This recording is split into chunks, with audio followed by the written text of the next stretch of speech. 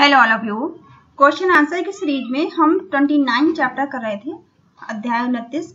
इसके कुछ question answer बचे हुए हैं जिनको इसमें हम कंप्लीट करेंगे इस वीडियो में। ये आपका हिंदी भाषा इतिहास और वर्तमान सब्जेक्ट है आपका, जो इग्नू बीए का है। इसका कोड है BHD 106 या फिर EHD 06। ठीक है, ये दोनों कोड सेम है आपके स्टडी मटेरियल पे, चाहे जो भी लिखा हो, चाहे BHD 106 हो या फिर EHD 06 हो। ठीक है, ये कोड सेम है। एग्जाम में आपको एक साथ दोनों कोड मिलेंगे। तो चलिए इसके बचे हुए क्वेश्चन आज हम कर लेते हैं इसे कंप्लीट, तो ये चैप्टर आपका कंप्लीट हो जाएगा।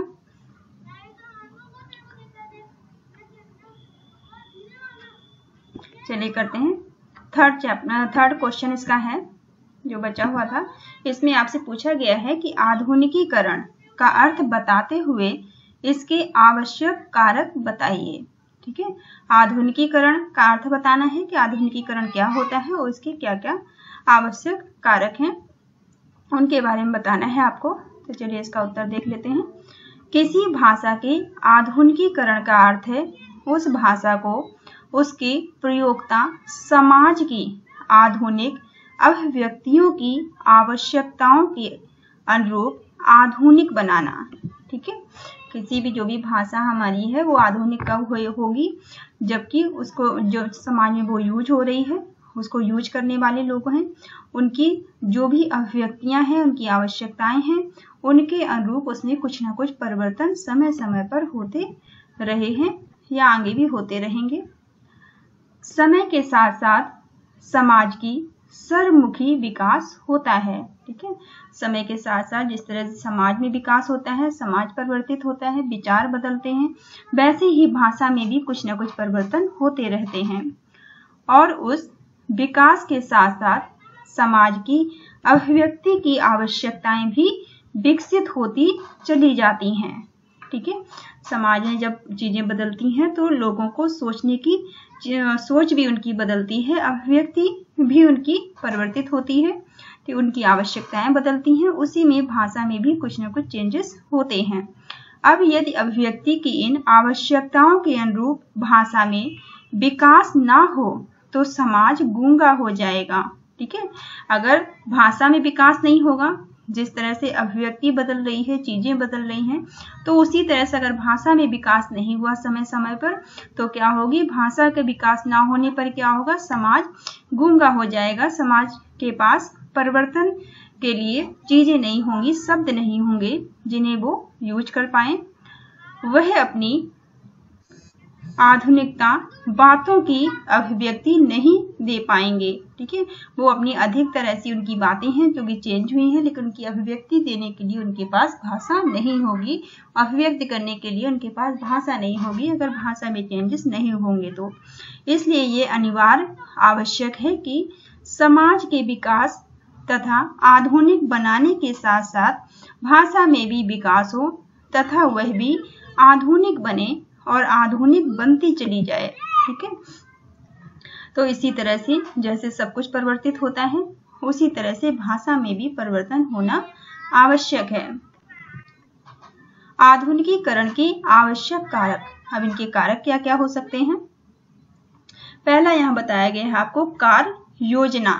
ठीक है, कार्य योजना आधुनिकीकरण के लिए एक सुनिश्चित कार्य योजना और योजनाबद्ध कार्यक्रम चाहिए।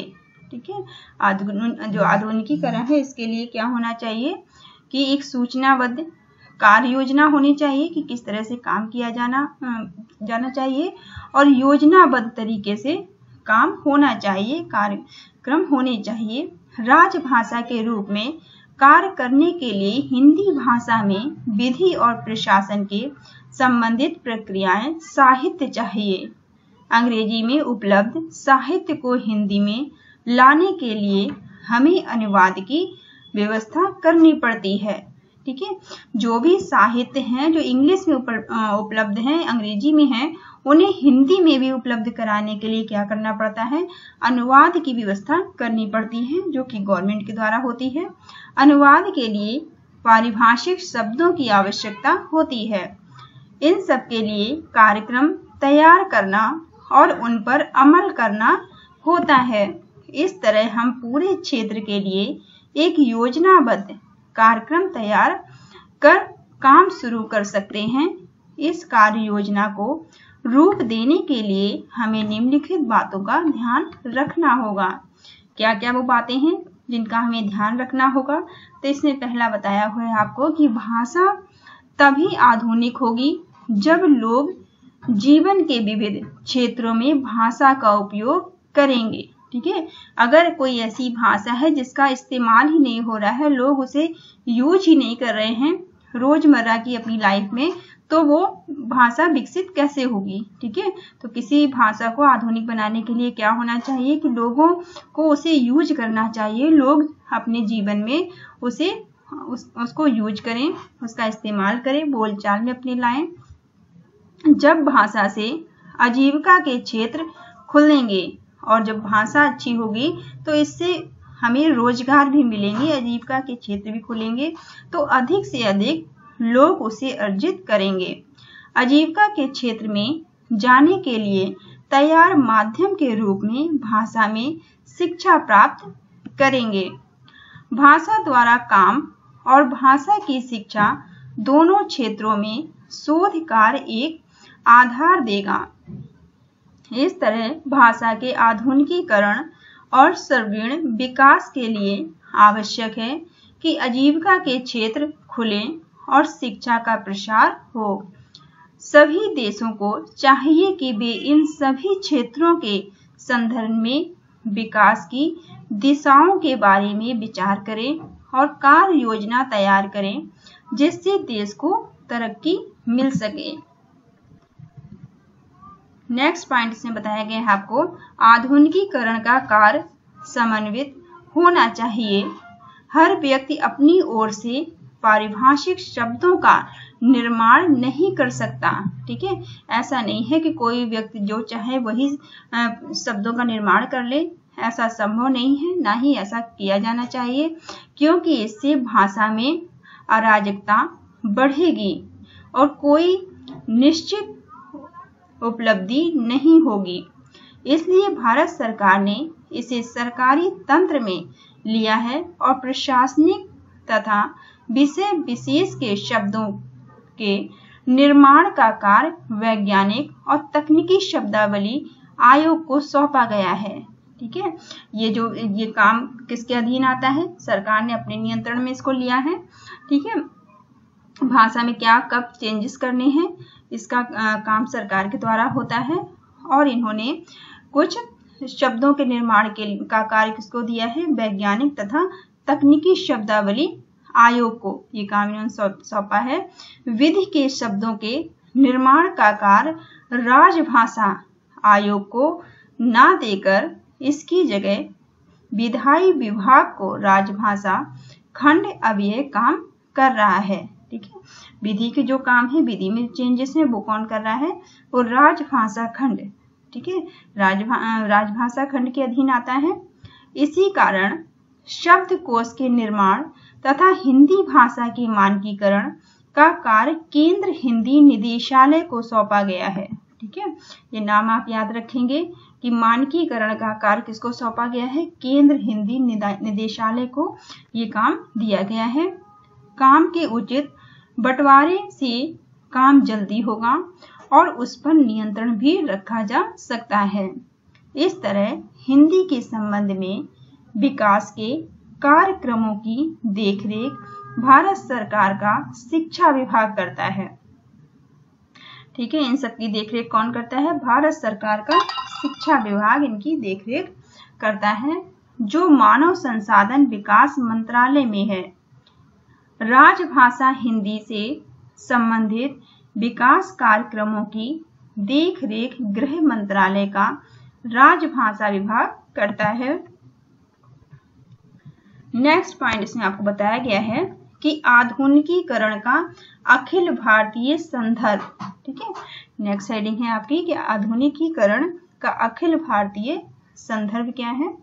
भाषा के आधुनिकीकरण के दौर में सिर्फ हिंदी ही नहीं है। ठीक है, ऐसा नहीं है कि भाषा के आधुनिकीकरण के लिए सिर्फ हिंदी की बात की जा रही है, भारत की अन्य कई भाषाएं भी हैं, ठीक है, भारत की दूसरी भाषाएं भी इस दौर में है आधुनिकीकरण के। सबके सामने प्रक्रिया, साहित्य के निर्माण और पारिभाषिक शब्द निर्माण की समस्या है। सभी भाषाओं के लिए मानकीकरण और यांत्रिकरण की आवश्यकता है। इस संदर्भ में आधुनिकीकरण सिर्फ हिंदी की नहीं, सारी भाषाओं के लिए आवश्यक प्रक्रिया है, ठीक है। आप आधुनिकीकरण के लिए ये नहीं कह सकते हैं कि आधुनिकीकरण सिर्फ हिंदी में होना चाहिए, ऐसा नहीं है। हिंदी के अलावा जितनी भी भाषाएं हैं सबके लिए इसकी आधुनिकीकरण की आवश्यकता है। हिंदी इसमें अहम भूमिका निभा रही है, ठीक है, जो हिंदी है वो इसमें अहम भूमिका निभा रही है अपनी। हिंदी सारी भाषाओं के लिए एक आदर्श स्थापित कर सकती है, ठीक है, जो हिंदी है वो सभी भाषाओं के लिए एक आदर्श है, क्योंकि हिंदी जो है वो बहुत ज्यादा मात्रा में बोली जाती है, समझी जाती है, ठीक है। सारी भाषाओं के साथ मिलकर आधुनिकीकरण का प्रयत्न कर सकती है। वैज्ञानिक तथा तकनीकी शब्दावली आयोग न केवल हिंदी के लिए पारिभाषिक शब्दों का निर्माण कार्य करता है, बल्कि अखिल भारतीय पारिभाषिक शब्दों के निर्माण का यत्न भी करता है, ठीक है। जो वैज्ञानिक और तकनीकी शब्दावली आयोग है, ये केवल ऐसा नहीं है कि हिंदी के लिए ही काम कर रहा है, ये हिंदी के ही पारिभाषिक शब्दों के निर्माण पर काम कर रहा है, बल्कि ये दूसरे अखिल भारतीय पारिभाषिक शब्दों के निर्माण पर भी काम कर रहा है। इस दृष्टि से आयोग ने विभिन्न भाषाओं के विद्वानों के सहयोग से एक भारतीय पारिभाषिक शब्द संग्रह का प्रकाशन किया है। इससे संबंधित दो कठिनाइयां सामने आ रही हैं। पहला, द्रविड़ भाषाएं अपने भाषा परिवार के धातु रूपों से शब्द बनाना चाहें, ठीक है। पहला क्या है, जो द्रविड़ भाषाएं हैं, द्रविड़ भाषाएं अपने परिवार के धातु रूपों से वो शब्द बनाना चाहती हैं, तो अखिल भारतीय पारिभाषिक शब्दावली की बात नहीं बनेगी, ठीक है। अगर वो अलग से कोई काम करना चाहें तो अखिल भारतीय पारिभाषिक शब्दावली की बात नहीं बनेगी, इन्हें समस्या आएगी। वास्तव में तमिल भाषा ने ऐसा ही प्रयत्न किया है, ठीक है। जो तमिल भाषा है इन्होंने ऐसा ही कुछ प्रयास किया है। दूसरी कठिनाई संस्कृत शब्दों के अर्थ में भिन्नता के कारण है, ठीक है। जो संस्कृत के शब्द हैं उनमें उनके अर्थ अलग अलग होते हैं, उनमें भिन्नता होती है, ये भी एक कारण है। फिर हिंदी के 50 पारिभाषिक अर्थ वाले शब्द दोनों भाषाओं में समान नहीं हो सकते, यथा प्रौढ़ शिक्षा, अशिक्षा, उच्च शिक्षा, तकनीकी शिक्षा, जन शिक्षा, अनिवार्य शिक्षा आदि, ठीक है। सभी के शब्द एक जैसे नहीं हो सकते, सबका मतलब या एक जैसा नहीं हो सकता। भारतीय भाषाओं में आधुनिकीकरण एक राष्ट्रीय कार्य है, ठीक है। भारतीय भाषाओं की बात करें तो इसमें आधुनिकीकरण क्या है, ये एक राष्ट्रीय कार्य है। इसे समन्वित रूप से करना आवश्यक होगा, जिससे इसका लाभ सारी भाषाओं को मिले। अगर अन्य भाषाएं दृढ़ होती हैं तो इससे हिंदी भाषा की राष्ट्रीय महत्व बढ़ेगा, ठीक है। अगर सभी भाषाओं को बल मिलेगा तो हिंदी का भी अपना महत्व बढ़ जाएगा, उसका विकास होगा।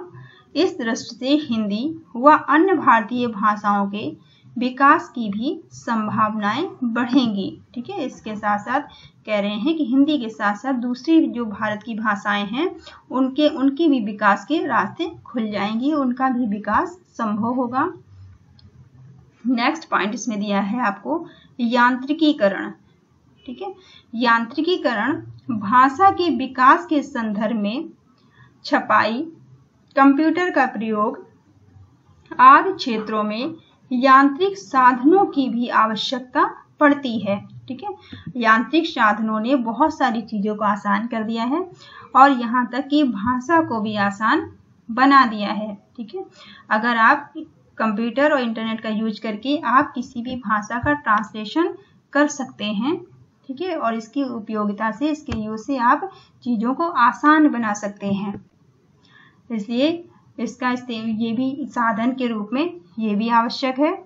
जब तक यांत्रिक सुविधाएं उपलब्ध नहीं होंगी, लोग भाषा के माध्यम से काम करना शुरू नहीं कर पाएंगे। ठीक है, जब तक मशीनें उपलब्ध नहीं होंगी, यांत्रिक सुविधाएं नहीं होंगी, तब तक लोगों को भी आसानी नहीं होगी काम करने में। इस प्रक्रिया को हम यांत्रिकीकरण कह सकते हैं। ठीक है, यही जो प्रक्रिया है क्या कहलाती है? यांत्रिकीकरण कहलाती है। यांत्रिकीकरण का मतलब है मशीनों के इस्तेमाल से, जैसे कि कंप्यूटर। ठीक है, ये क्वेश्चन यहाँ खत्म होता है।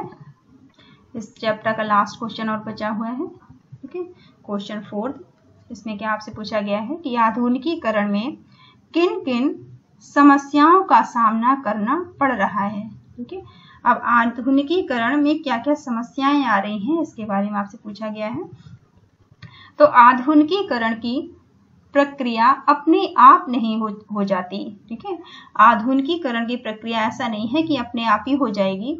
जिस तरह साहित्यिक भाषा का विकास होता है, यह एक योजनाबद्ध कार्य है। ठीक है, जिस तरह से साहित्य का विकास होता है, वैसे ही इसका भी विकास होगा धीरे धीरे, तो वो भी योजनाबद्ध तरीके से, जो प्रयत्न से संभव होगा। ठीक है, जो कि प्रयासों से संभव होगा, ये अपने आप नहीं होगा। लेकिन योजना बनाते समय हमें उन कठिनाइयों की ओर भी ध्यान देना चाहिए जो आधुनिकीकरण के सामने समस्या के रूप में उपस्थित होती हैं। ठीक है, उन समस्याओं के लिए भी सोचना चाहिए कि क्या क्या समस्याएं आ सकती हैं।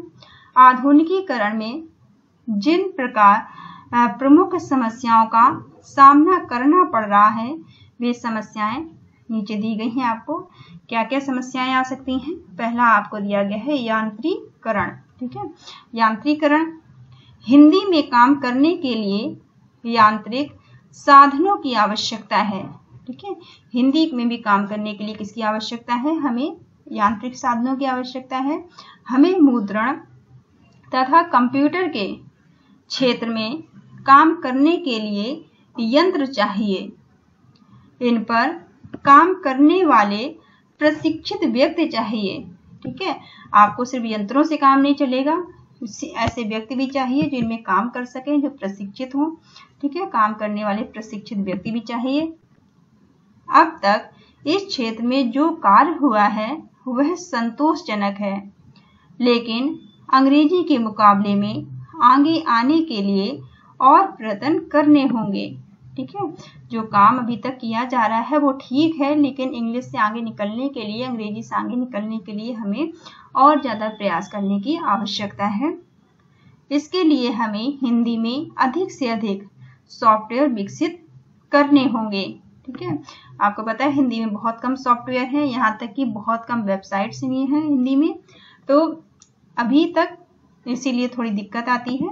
तो कह रहे हैं कि ज़्यादा से ज़्यादा हमें सॉफ्टवेयर भी हिंदी में चाहिए होंगे, तभी हम हिंदी को आगे बढ़ा सकते हैं। यांत्रिक रूप से इसे बढ़ावा देना संभव हो पाएगा। नेक्स्ट पॉइंट आपसे बताते हैं कि साहित्य का प्रकाशन। ठीक है, नेक्स्ट पॉइंट क्या है? साहित्य का प्रकाशन। इसमें हिंदी के संदर्भ ग्रंथ, विविध विषयों के पाठ पुस्तकों और प्रयोजनपरक साहित्य की आवश्यकता है।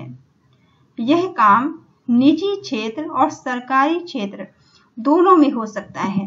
ठीक है, ये काम निजी क्षेत्र भी कर सकते हैं और सरकारी क्षेत्र भी कर सकते हैं, लेकिन इसके लिए यह भी आवश्यक होना चाहिए जो समस्याएं बताई गई हैं उनका भी समाधान होना चाहिए।